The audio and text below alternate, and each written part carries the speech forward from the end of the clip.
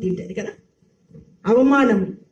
కాబట్టి దేవుడు ప్రధానము యోసేపుతో చేయబడిన తర్వాతనే ఈమెకు గర్భము దాల్చేటట్టు ఆయన ప్రణాళిక. మన జీవితాలలో దేవుడు కలిగిన ప్రణాళికలు చాలా గొప్పవి, మన ఊహకు అందవు. కొన్ని ఆలస్యాలు జరుగుతూ ఉంటాయి, కొన్ని ఆటంకాలు వస్తాయి. వాటన్నిటిలో కూడా దేవుడు, కొంతమంది ఇంటికి పోయిన వాళ్ళు మళ్ళీ వచ్చినారు, చాలా సంతోషం. నేను అడుగుతూ ఉన్న దేవుడిని.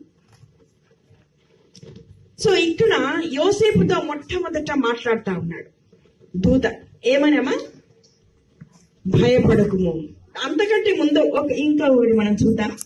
ఎటువంటి వాడంటే యోసేపు 19వ వచనములో, ఆమె భర్త అయిన యోసేపు, చదవాల, వెరీ గుడ్, నీతివంతుడు.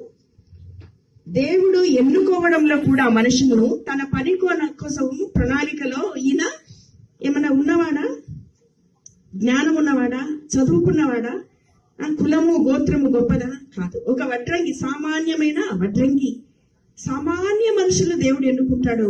వాళ్ళతో గొప్ప పనులు చేయించడానికి దేవుని ఉద్దేశమై ఉంటుంది.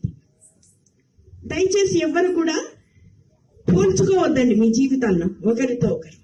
ఆమె చీర బాగుందే, నా చీర బాగలేదు. ఆమె ఇల్లు బాగుందే, నా ఇల్లు బాగలేదు. ఆయనకు కారు ఉందే, నాకు కారు లేదే. ఆయనకు ఉద్యోగం ఉందే, నాకు లేదే. ఇటువంటివి పోలు. మన చేతి వేళ్ళని ఎప్పుడైనా ఎవరైనా